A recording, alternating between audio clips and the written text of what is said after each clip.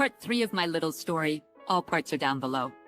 I filed the paperwork at the courthouse for the restraining order today. I also spoke with his direct supervisor in the military. He showed serious concern and referred me to his commanding officer at headquarters. I am finished playing around. I've tried so hard to be a nice guy and gone out of my way to handle this quietly, but it's not working. I'm sick of being the victim. I dropped the bomb, but he would not desist. She would not break it off. I did everything humanly possible to get them to stop this affair, even if it was just until we were officially divorced, if that's where this was leading. I offered her the opportunity to just leave, that if that's what she wanted, she could start a life with him. However, she said she doesn't want to do that. She doesn't want to leave, but she also doesn't want to break things off. As I mentioned, I had filed a restraining order a week ago. I didn't update that it was denied, and he had not yet done anything physically, but the paperwork was filed, so I contacted his commanding officer and told him everything. I explained that I just wanted this person to leave my family alone. He had promised he wouldn't, but he broke his promise multiple times. He had also threatened me and was willfully and aggressively manipulating my wife. His commanding officer was very receptive and showed genuine concern. I emailed him all of the documentation that he requested. His commanding officer informed me that he was calling him and issuing a military restraining order on him. He also made it clear that he was not to come near me, my wife, or my son. A few minutes later, the other man, OM, called me from my wife's phone and threatened me for calling his commanding officer. I immediately called his sergeant back and told him what had happened. I explained that he was terrorizing me. Later, I called my wife and asked her how she could let her boyfriend call her husband from her phone and threaten me. She told me she didn't, that she is not with him. She also mentioned that he somehow has access to technology that allows him to call using another number. I believe her because she is at work and verified that she was not with him. She also said that he has done this before, where another number appears on the caller ID. My wife told me again today that she is done, and she is not talking to him anymore. So, maybe she tried or is trying to break it off with him. I don't know. Anyway, aside from everything I have already posted in this thread, here's the update. I dropped the bomb, and the psycho, unstable OM is now terrorizing me from my wife's phone number. Thankfully, the commanding officer is issuing a military restraining order against him. However, he transferred here from out of state or country to be closer to my wife and continue their affair. So he's close enough to do something stupid, but my wife still says, oh, he won't do anything. I am genuinely concerned for my family's safety now. Unfortunately, home life hasn't improved. I have continued to work on myself, but between the last two updates, things have not improved at all. The opposite, W and Otherman were continuing the affair. Otherman was increasing the pressure on her to file for divorce. She had outright refused to stop committing adultery and end contact with him. I told her all I wanted her to do was stop disrespecting me, my son, our marriage, and our home, and end contact with him while we were still married. She said that's not gonna happen. I'm gonna keep talking to him anytime I want to. The bomb was dropped yesterday, and there's no way to know what the aftermath will be. She acted completely unfazed last night, not crying, not upset. She did say at one point, "You win. I will stop talking to him." She then asked me if I was going to keep holding this over her head, and if I would do the same thing with any man she chooses to be with, including him, if we end up getting a divorce. I don't think the other men can pressure her much more now. I spoke with the commanding officer again this morning. They issued a military protective order against him. He is not permitted to contact me, my wife, or our child. The order is indefinite and includes communication through a third-person text, email, etc. If he's smart, he will back off. I now have to go through the hell of my wife's third bout of withdrawal, which I am not looking forward to. The first two withdrawal stages I endured before she broke down and contacted him, or he contacted her again, were unreal. It was like dealing with someone who is possessed by some sort of demon, filled with pure hate, anger, and venom. As far as the things you have suggested, I am doing them all and will continue. I am being strong for my family and not wavering. To my knowledge, she has not filed for divorce. I suspect she is thinking about it, but I don't know for sure. She has surrounded herself with a support group of all the wrong people. The dark side, as I call them, is filling her head with all kinds of lies, scheming, and planning. It's hard to tell what will happen from here. I can only control myself, and I'm doing so. The rest is in God's hands. If I need to take action, or I'm forced to take it, I will. Until then, I'm just praying for more strength to keep fighting. The other man's commanding officer said that I would receive a signed copy of the military protection order by next week. I will take that and all the additional information back and reapply. I texted W this morning and told her, for better or worse, I still love you. Her reply was, then why are you making my life so difficult? Her parents blame me, refusing to believe that their little girl could have done such a thing. They say, maybe it's best we just move on and not take responsibility. Blame someone else and sweep it under the carpet quickly. Most of our real friends have tried to help and make her understand that what she's doing is wrong. But she avoids them, plays the poor me card, and shuts out everything they say except for the tiny pieces that she wants to hear. She surrounds herself largely with the wrong crowd. Other male friends, sympathizers, or even haters who either don't know the full story or choose to blame me for everything. With our 3-year-old on her lap, she called me every name in the book, taunted me, threatened me, and said incredibly hurtful things. I can't seem to shake that off. Multiple times this weekend when I approached him, he ran to her screaming, "No, Mommy, no," and clung to her leg as if he was scared of me. To this day, she refuses to take any responsibility for the impact this has had on our child. He is a smart boy, and his behavior is showing the effects of this situation. She chooses to ignore it and refuses to believe that her affair and behavior are causing lasting damage. I have been reading books and ordered DVDs on child behavior to try and help him cope. But she insists that he doesn't know anything. And when she does acknowledge that his behavior is a problem, she blames me for it, saying that if I had just walked away and left them, he would be fine. But I refuse to abandon my son and force him to deal with his mother's unhappiness. I just realized that my wife unfriended me on Facebook, which is quite comical. I suspect that our communication has become less frequent, but they are finding ways to stay in touch. I have a feeling that he's truly gone, but rather manipulating the situation. It's hard to tell what goes on in their fantasy world, while I am forced to deal with the harsh reality. I am trying my best to keep a clear head and not get lost in their delusions. He actually convinced her that I am harassing him, and that the military protection order against him is to protect him from me. There's only so much I can do. I cannot force her to see the truth, and I am done being consumed by this. She can do whatever she wants, but I will continue to do what is best for myself and my son. I have consulted with a lawyer and understand my legal position well. The other man will be blocked from having any contact with my son. I will do whatever it takes to protect him from that. The legal challenge is simple: money. I have the legal grounds to push the envelope, but it all comes down to finances. I had asked before how someone could have a plan B and still live under the same roof. It seems impossible. I cannot leave, and she will not leave. I would have taken a different route before, but this situation is just too crazy. And while I distance myself from it, I am also distancing myself from my son. I refuse to leave him in this toxic environment. He cannot defend himself, and he needs me now more than ever. I am the only one in this situation who is not living in a fantasy world, and I am the only one taking action to protect my son. Everyone else seems to have the attitude of, he'll be fine, but he won't be fine. I just received a call from the US military. It was their attorney and investigator, and they are taking this very seriously. I have to meet with them in person for an interview. The certified military protection order was mailed to me. The protection order was mailed today. To what end? Legally, it doesn't benefit me. In a no-fault state, infidelity is meaningless mentally and emotionally. It tears me up. I don't want to snoop. I don't like to snoop. I hate the way I feel about all of it. It is very consuming to dive so deep into the foggy rabbit hole. I'm trying to keep my sanity through this madness. I know what is going on.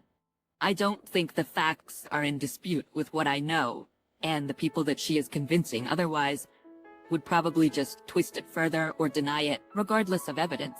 I can't spend my life chasing and trying to convince other people.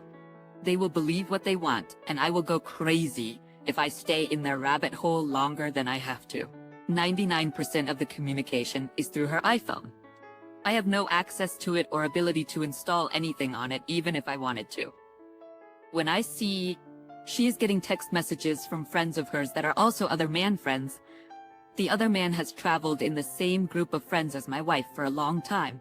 I suspect that they could be relaying messages from the other man.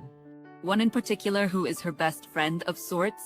I haven't been able to separate her from the man-hater from hell. She is a train wreck of a person, but is good friends and a sympathizer of the other man. She has made it clear that she hates me and holds me responsible for everything my wife is doing and thinks my wife should be doing these things. Anyway, my wife has become very paranoid, I'm sure, between her train wreck best friend and the other man. She is being puppet-stringed and is extremely careful how and when she communicates with the other man. She will not call or text from her phone, home phone, etc. She doesn't use a computer. The other man has already shown that he uses disposable phones and caller ID spoofing, so the numbers that appear on caller ID are not the actual numbers calling. My wife's parents suddenly had internet installed at their house. She is there every day to pick up our son, and generally stays there for several hours every day. So anyway, they have gone to great lengths to find ways to trick everyone. With the MPO, military protective order, that I got put on him, and the pending meeting with military legal counsel, I suspect that is my best way of shutting this down. If they choose to keep trying and they slip up and I find evidence of it, they know the consequences. I will be watching. Update. Well, for the last week it's been pretty standard with massive mood swings and a range of tactics from my wife. These range from more blame, assaulting and anger, to indifference, to sweet and calm attempts at manipulation. I think the hardest thing I've had to deal with is not talking to her or attempting to reason with her about the ridiculous things she has said and the various stances she has taken. I got the full brunt of anger, intimidation, threats, insults, and speeches. I took away her friend and she could never be married to someone so malicious and someone so cowardly to bring his job into it. That didn't work, so it moved to threats. I warned you not to bring his job into it. Now you've pissed me off with all kinds of veiled threats, and now you're gonna pay. Yesterday, I had a meeting with the investigator from the military. I told him the entire story and gave him evidence to confirm all of my claims. He assured me that what I had presented him with was more than enough to convince him that the other man had committed a breach of conduct, that this behavior was inappropriate, and he had more than crossed the line. They are moving forward with disciplinary action. Next, he's going to interview my wife and the other man. That should be fun, as I'm sure they will fog up the story, lie, deflect, deny, and continue this craziness. How much easier would it be to just come clean? Tell the truth, accept responsibility, and move forward. They are just digging deeper and deeper holes. It's shocking how far they are willing to go to rewrite everything and continue this affair. So last night, after the meeting that my wife doesn't know about, she was calm and asked me to talk about us. I told her I would not talk to her again if she was going to go crazy and start insulting and attacking me. In a nutshell, she tried the nice, calm, rational approach and said she didn't want to involve lawyers. She suggested that we should be able to figure out the terms of our divorce together. She is unhappy and wants out. I told her, as I have continued to tell her, that if she wants out, she can leave. She is choosing to leave this family, and I'm not making that choice. She will not take my son, and she is leaving our family home. She tried every angle possible to convince me to give her the house, using guilt and manipulation. Will it make you feel like a real man to kick your wife and son out on the street with nowhere to go? Well, if I'm leaving, I'm taking half of everything. Funny enough, 90% of everything, including furnishings, are mine. But I said, okay, if that's what you want. It's just stuff, obviously. I didn't fall for any of her manipulations. She has her parents' home, which has 4 bedrooms and is less than a mile away. The other man has offered to get her an apartment. That conversation went on and on. I held my ground, stayed calm and firm. So the process continues. Quick update. The day after I spoke with the investigator, my wife must have also spoken with him. I knew he was going to meet with her. She didn't mention it, but the day she spoke with him, she told me she was somewhere else. That night I should have realized it. She tried to sit down next to me and had a look of guilt on her face. It was the same exact look she gets every time she contacts the other man and feels bad about it. I asked her if she wanted to talk, but she didn't. I didn't push her. Based on her brief look of guilt and shame, I suspect she lied through her teeth. I have no way of knowing what was said. I spoke with the investigator again on Thursday and asked if there was anything else he needed from me. I also asked why I hadn't received a copy of the MPO, which I was told had been mailed. He was brief and said an error caused a delay, and it was mailed that day. But I still haven't seen it. This weekend was more of the same from my wife. Unprovoked anger, irritation, being mean, giving me the cold shoulder, etc. We went to a Super Bowl party, and she wanted to leave early to go to visit with old friends, good friends, and wives, all of whom knew about the affair and tried to be supportive of our family. They also tried to talk with her, but she didn't listen and often lied or changed the story. W was distant and quiet, and she said she felt sick, so she wanted to leave. We had to leave before the start of the game. At one point, I saw her talking to one of the wives, who was teary-eyed and crying. I asked why she was crying, and she said she felt sick. I don't know why I bother asking her anything, as I know she is still communicating with him. I guess I have to wait and see what happens with the military thing. I was told something would happen this week. I had a real good cry at church this week. I needed that. I thought I would add some levels of screwed up things that have happened that I didn't mention. Anyway, a few weeks ago, my W confided in my sister that the other man sent my 3-year-old a Christmas present. He apparently sent it through someone else, so I wouldn't know who it came from or what it was. I mean, really? What kind of monster does something like that? When the MPO was issued, my W befriended the other man on Facebook, or vice versa. Likely they continued to hide and give the appearance that communication had stopped. So, the other man changed his profile picture from a picture of him in military uniform to a picture of him oiled up with his shirt off, flexing his muscles under some sort of romantic mood lighting. It was a seriously creepy picture, and it's obvious that he knew W would look at his page and wanted her to see him looking sexy. Today, I got a notification on my door for a registered piece of mail waiting at the post office. It's the signed MPO that the military guy said we would need to sign for when it arrived. That's good news. Last night, W asked me if I would watch my son later this month while she goes with a friend out of town. It happens to be going to the same town the other man is in right now, a couple of hours away. She acted stupid, like she had no idea why I would be hesitant to agree, and I seemed mad about the idea of her going to stay for a weekend in the same place the other man is at. Wu claims she hasn't spoken with the other man at all since I got the MPO put on him, but my gut feeling tells me that's a lie. I told her I didn't believe her, and why should I? She said, I wouldn't take a chance of getting him in trouble. She said she didn't need my permission, she was just telling me and wanted to know if I would watch my son. I put the delivery notice on the counter at home and she picked it up and realized it was a registered letter. She said she was going to get it, but one was in my name, and she wasn't going to let that happen. I suspect they attempted to deliver another one she signed for and threw away. So, we went and got them. She read it cover to cover and said nothing. She seemed irritable, though she still claims there has been no contact. It's next to impossible not to make judgmental statements to her when she does or says crazy things.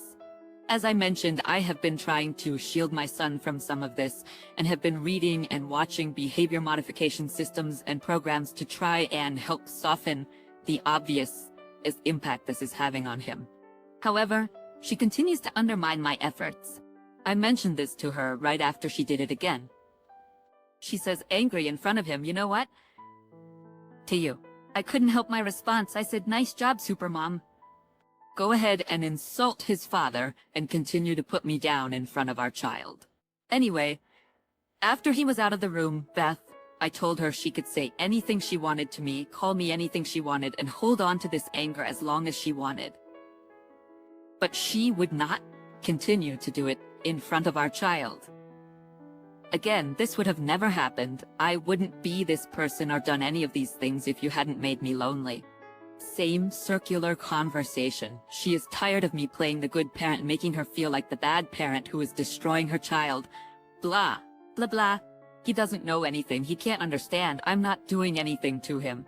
I let her calm down after the usual rant, she says. I'm sorry, I can't help it. Disquel. Anyway, same crap. Again, trip out of town. As far as I know, she still plans on going. I have until last weekend in February to decide what I'm going to do about it. Plan A, let her gather evidence and bury the other man. Wait until a day or two before and call the friends she's going with. Expose and explain that I will have her suspended to testify if there is any contact. Comments 1. Pack her luggage now. Take time off work and go pack it right now.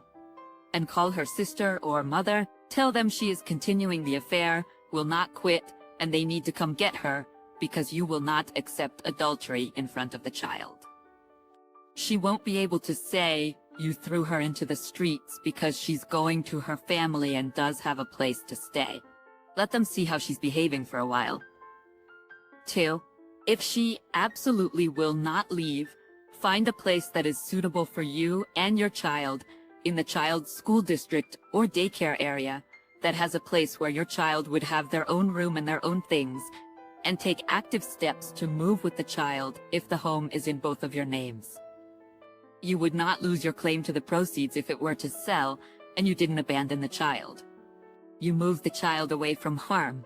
Once you are moved out, work out a plan that would keep the house out of foreclosure, but still allow her to experience the consequences of her choices. Take a small bit of time and then propose a reasonable visitation and way to pay bills. The operative word there is reasonable.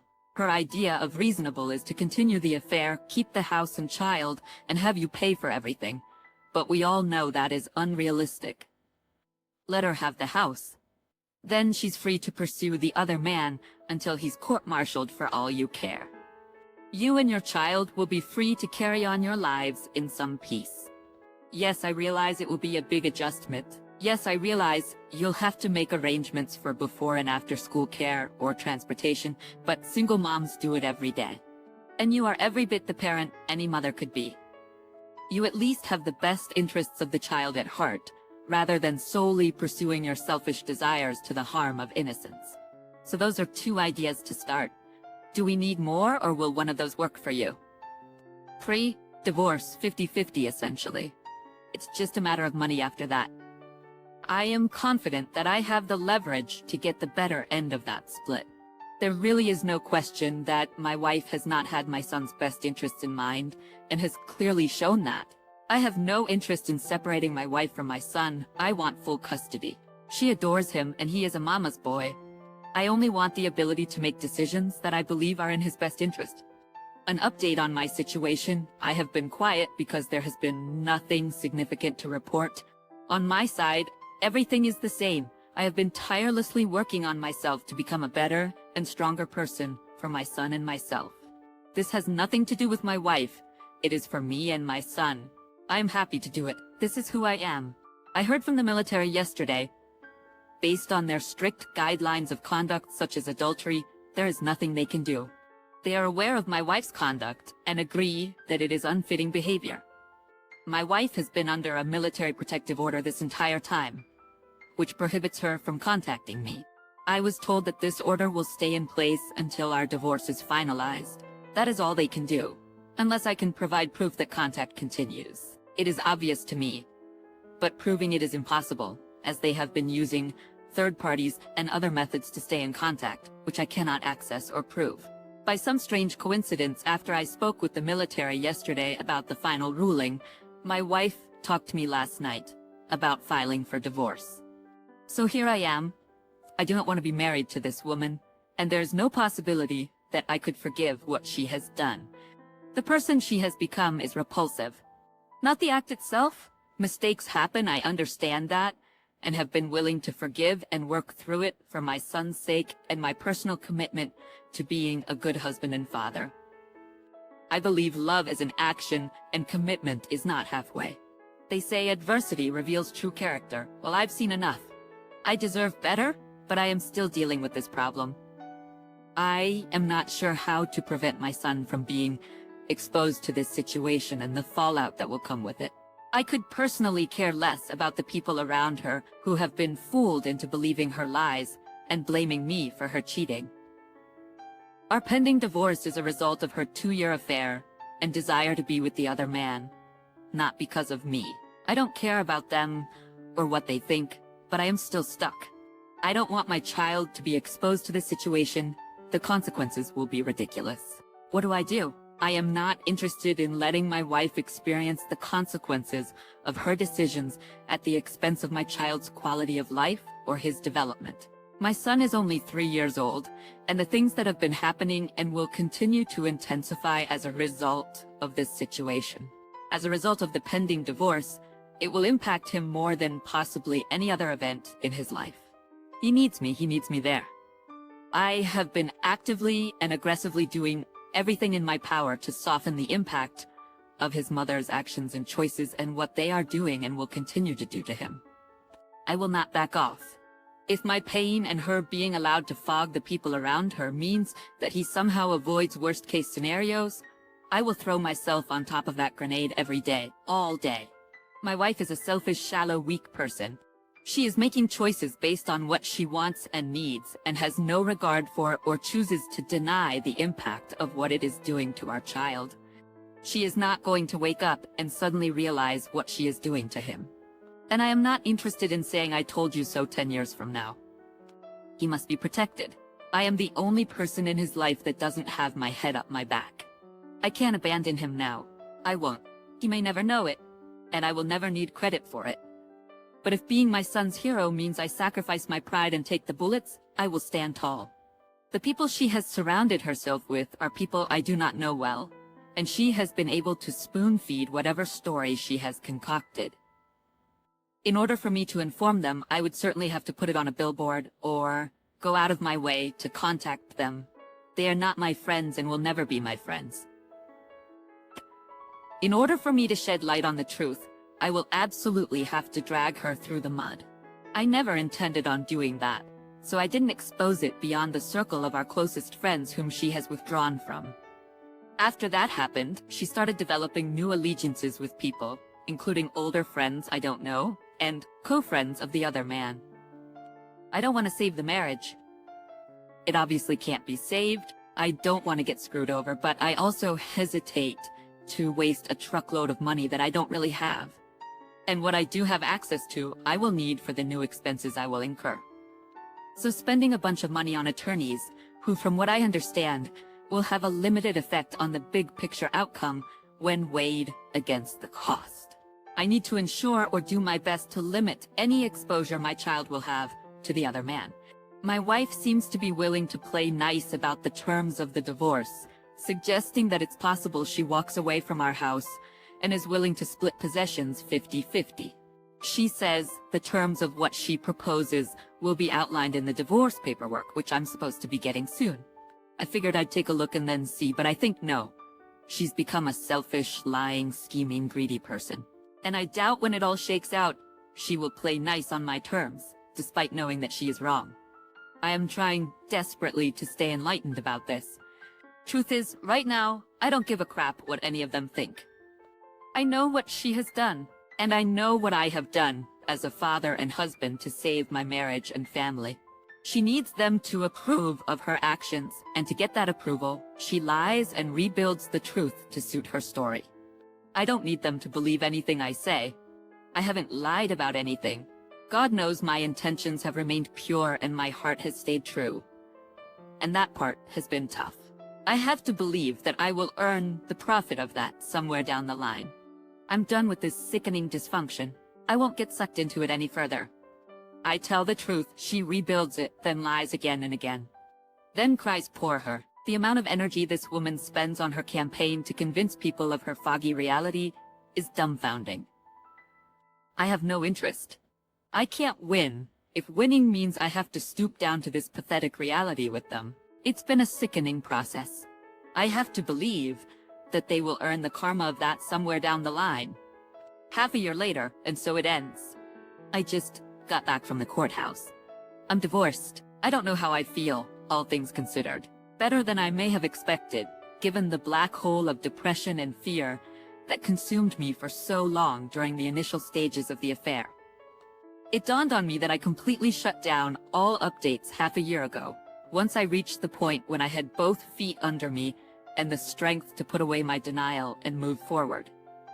The tools and advice that I received, along with the strength of knowing I was not alone, helped me immeasurably.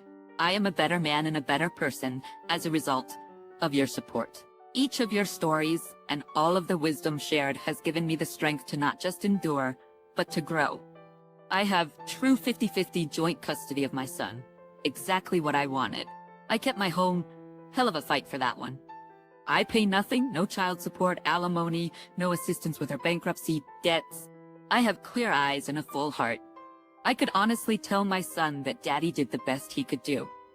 My comment: I worked hard finishing up this story. Hope you guys enjoyed this good ending. Although it lacked a small update before the final divorce, OP just had to gather himself for the final move. What do you think? Comment down below, subscribe and hit the bell, and see you in the next one.